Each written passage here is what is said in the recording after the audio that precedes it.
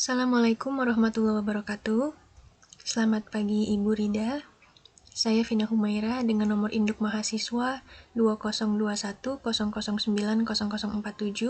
akan mempresentasikan hasil paper yang telah kami buat yang bertemakan summon loop. Jadi summon loop ini merupakan adanya tindak pidana yang dilakukan oleh seseorang atau lebih, di mana dalam melakukan tindak pidana tersebut ternyata mereka juga melanggar beberapa aturan yang terdapat dalam KUHP.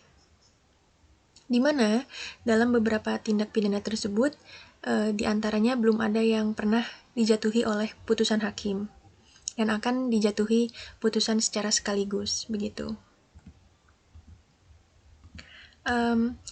Kemudian saya akan menjelaskan kronologi dari kasus yang kami angkat dalam paper kami.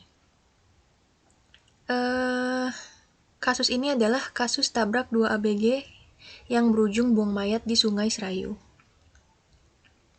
Jadi, pada awalnya terdapat seorang kolonel yang bernama Prianto dan 2 rekannya yang saat itu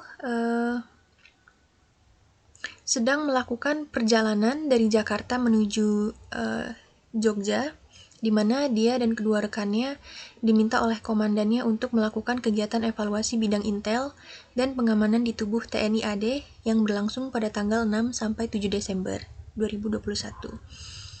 Prianto bersama Kopda Andreas Dwi Atmoko dengan Koptu Ahmad Soleh melakukan perjalanan menuju Jawa Tengah. Kemudian mobil yang dikemudikan Andreas ini menabrak Salsabila yang berusia 14 tahun dan Handi yang berusia 18 tahun yang juga sedang melakukan perjalanan menuju Bandung. Tabrakan tersebut terjadi pada hari Rabu 8 Desember 2021 sekitar pukul 3 sore waktu Indonesia Barat. Nah, pada saat kecelakaan tersebut terjadi, banyak masyarakat yang ingin membawa para korban tersebut ke rumah sakit untuk segera ditangani, namun permintaan masyarakat tersebut ditolak oleh Kolonel Prianto dengan alasan bahwa dialah yang harusnya bertanggung jawab dan akan membawa para korban ini untuk segera diambil tindakan di rumah sakit. Namun pada kenyataannya adalah sebaliknya, melalui aplikasi Google Map, Kolonel Prianto justru mencari lokasi sungai dan kemudian ia menemukan lokasi sungai. Sehingga pukul 9 malam waktu Indonesia Barat mereka sampai di Kabupaten Cilacap. Kolonel Prianto memberi perintah agar kedua korban dibuang ke Sungai Serayu. Korban pun dibuang dari atas jembatan. Kemudian Prianto juga memerintahkan agar Ahmad dan Andreas bungkam sehingga tidak akan ada yang mengetahui soal ini.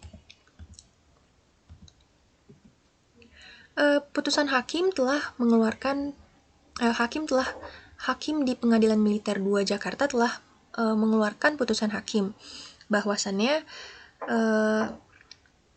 Kolonel Prianto akan dipecat. Kemudian perwira menengah TNI ini akan dieksekusi di sel tahanan sipil dan bukan di instalasi tahanan militer. Gitu, Prianto juga tidak mendapatkan hak-hak perawatan dinas, tunjangan pensiun, tunjangan keluarga, hingga gaji ke-13.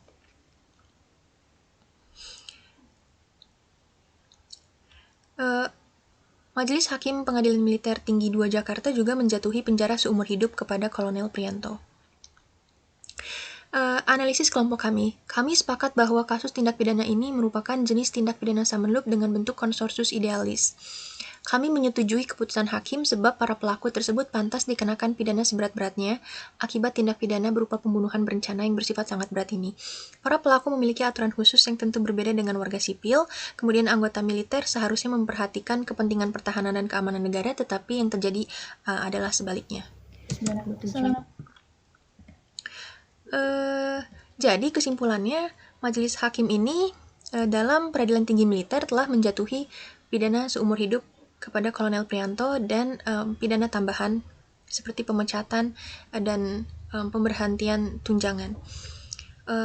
Kemudian Prianto dan kedua rekannya ini juga akan menjalani hukuman secara sipil setelah mereka menjalani hukuman secara khusus. Kenapa? Karena dalam peradilan militer terdapat aturan bahwasannya anggota militer dapat dijatuhi hukuman secara sipil apabila hukuman secara khusus yang mereka dapatkan itu tidak sebanding atau dirasa kurang berat apabila dijatuhi kepada seorang anggota militer. Begitu. Jadi, mengingat kasus ini sangat berat, mereka tetap akan mendapatkan 2 jenis hukuman, yaitu secara khusus maupun secara umum. Mungkin sekian presentasi yang dapat saya sampaikan.